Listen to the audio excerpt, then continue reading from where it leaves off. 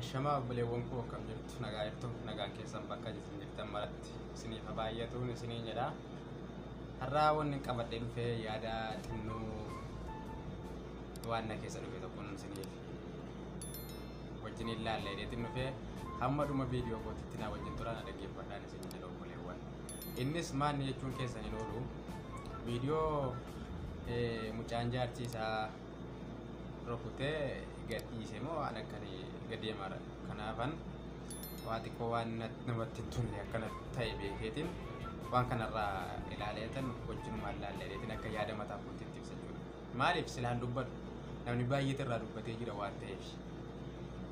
Biyya kanatti namni biyya keenyatti namni yoo wal fuudhee jaarsaaf jaartii wal lolee hin beektanii isin hundinuu adabbiin isaa maanni hin beektan namni xiqqaatullee ittuma adabamu rukuchaadhaaf jechuudha. Namni wanni inni adabamu badiinsaa hamma kana qaqqabeeti silaan talli mana abbaasii dhaqxeeti gurbaan kun silaa dhaqee miila abbaasii dhungateeti fudhatee gala yoo wajjin jiraachuu ta'e akka qabaa jechuudha. Oromoon aadaa qabaa jechuudha. Aadaatti araarfatu qaba. Biyya nu keessa jirru kana keessatti hadha uummata kanaa wajjiniin wallaahi Suudi Arabiyaa jiraachuu uummata keenya akkanaa kanaa wajjin maalumaa kan uummata kanaa wajjin Suudi Arabiyaa keessa jiraadheen mataa nama gaddisiisa. Gizee garii uummanni keenya zayitii walitti naqaa, gizee garii hamma rakkinni waan biraatu nutti jira. Rakkinni maanni waraqaan qabu uummanni eenyummaa biyyattiin qabu. Biyyi kun hin jaallattu.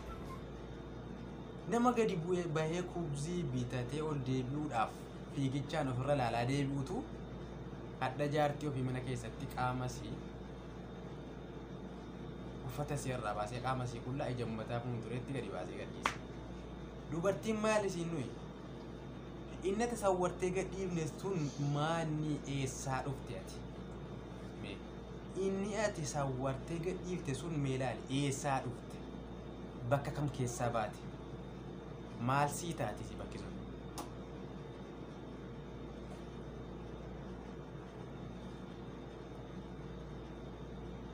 Saalfii tokkoon maletti uffata irraa baafte herrukuta hin sawwara hojii uummataa fuuldureetti gadi baasee agarsiisa. Wallaahi baay'ee tokko nama gaddisiiftu. Dhalaa jechuun shamara jechuun dubartii jechuun nama akkanatti galanni sii galfamu miti. Haadha keeti, obboleettii keeti, jaartii keeti. Dhala irraa fagaattee jiraachuu abbaan fedhe hin danda'u. Eessallee dhattu jijjiirtullee dhaluma fuuta. Haadha kee waan sawwartee gadhiifte sana bakkaatti dhufte bara. Safuu Oromoon safuudhuma kanaayyuu hin beektanii isin safuma kanaayyuu hin beektanii dhugaa. Mee dhugaa safuu kana hin beekna jedhaa. Mee saba sakame saba Amaaraati moo saba sakame saba Salmamee kami kan qaama dubartii sawwaree as gubbaatti fideelaa akka waan birkee taasise kunoo dhufeera qaamni dubartii ennaan namni kumni lama kumni sadii dhufee ilaalu. Isin malee jira? Nu malee jira? Dubartii kana ni'imaa jiruu addunyaa kanarraa wallaaltee gadi baatee yaa jaama gadi baatee sawwarti wanni addunyaa kanarraa lazzaan ni'imaa addunyaa kanarraa wanni kaa'amee jiru wallaaltee jaartii kee wajjinii mana qollofattee ofii kee bichaatti fayyadamte gabbaaftee nama viidiyoo argisiiftee kaneettee sawwartee gadhiisuun kee shaaxirummaa sitti hin fakkaate, aarifummaa sitti hin fakkaate, dhiirummaa sitti hin fakkaate. Dhiirummaas miti bara. Dhiira jechuun nama obsa qabu, nama wayirra darbu.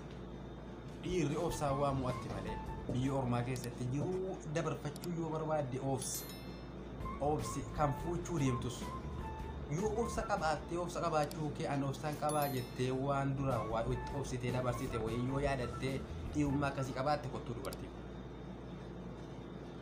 Atis immoo kan fuutee jirtu yoo obsa hin jiraadhu obsa hin qabaanne an obsa qabaa jedhee dudduubeetti of deebiidhaa. Dubartiin mana arabaa dalattee siif itti bara.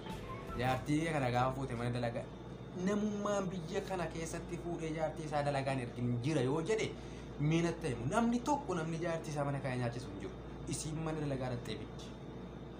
Yoollee inni illee dalagu ta'e isiinis deemtee daladde jechuudha. hin beekne wajjin argaa jirra. Dubartii yeroo mana arabaa jirtu kana keessatti hin aarti. Dubartiin silaa xabiyaan si maal fedha addunyaan fedhu jaarsoo fileeti. Arginee beekna ka argaa jirra. Waan argaa jirru jaarsoo fileeti. Dirqiidhaan itti dhiibneeti dalagaatti argitan. Achi teessee aartee waa isiniin jechuun mala obsaan qabdanuu isin. Hin arrabsitanii. Irratti janajjantanii. Kan biraa irratti ilaaltanii. Dudduubbaan mana teessanii dhalaa biraa jaazaa manatti fiddanii. Isin mi'a qaatamii meeqa jira isinii wajjiniin mana keessa taa'u kan isin mootummaa gadi baatee mootummaa qabattee isinitti dhuftu.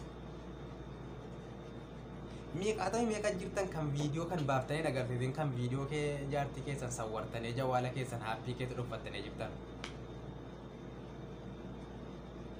Kun dhiirummaadha wallaahi dhiirummaa miti. Jaartii ofii sawwaranii viidiyoo si qullaa jawaala ofii keessatti baachuu jechuun yoo namummaa qabaatte qaama si atumti bichaan beekii garaa kee keessatti baadhu jawaala kee keessatti baachuu dhiisiiti. Meeshaa faranjiin hojjette keessatti baachuu dhiisiiti. Yoo jaalala jaartii keetti qabaatte yoo immoo jaalala siin qabaanne ta'e namni seeraan wajjiniin jiraadholee humnaan wajjiniin si jiraachisaa jiru siin jiru. Seeraan walii keeti viidiyoo ilmoo namaan gadhiisni ilmoo namaatii haadha keetii obboleettii keetii seeraan fuudhiitii hiikiitii kan biraa fuudhii waa mallee seesii hin taane. Viidiyoo ofii rakkina biraatu nutti jira. Waraqaa biyya kana namni hin qabdu ati ofii keeti. Biyya kanatti waraqaa hin qabdu. Akka itti jiraattu jiruun keetu bainal bainiidha. Irraa fi jala hedduu lamaan kana jirta. Gabbuutee gadi hin buune ol baatee ol hin baane.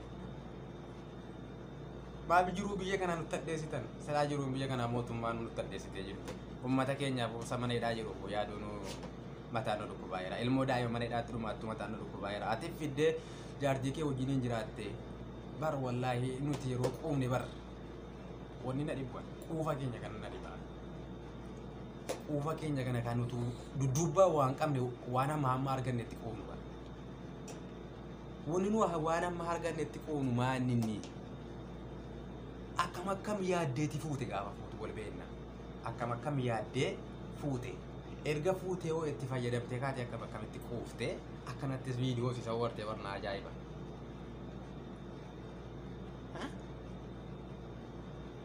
Bar lafarra gangalattee daalachuuftee janajjantee fuute bar. Achi booda immoo deebitee xiyyitti quuftee viidiyoo qaama sii qullaa akkamitti sawwarteeti. Utuma inni maalummaan namummaallee hafeeti erguma dhufteefuu akkamitti fuuteeti. Neemaa miti siif. Wanni uummata keenya akkana godhaaru wallaalummaadha yaa obboleewwan koo. Hin wallaalin. Kun isiin hin fokkifne situ fokkifti. Wajjiniin ciiftee kaatee gadi baatee qaama sii qullaa agarsiisu. Isii miti situ fokkise. Dhiirummaa miti bar. Isii sirra dhiira taate bar. An jaartii kooti jaartii keetii an sawwarin yeroo sin jettu akkasii dudduubbeetti deebiftee akkasii dhuun sun. Otoo hin sitti himtu akkas jechuun sun onnee maaliiti sun? Onnee dhiiraatii sun. Onnee dhiiraatii miti obboleewwan. Yoo isii waa balleessite irra darbii dubartiin waa balleessuun hinuma jira.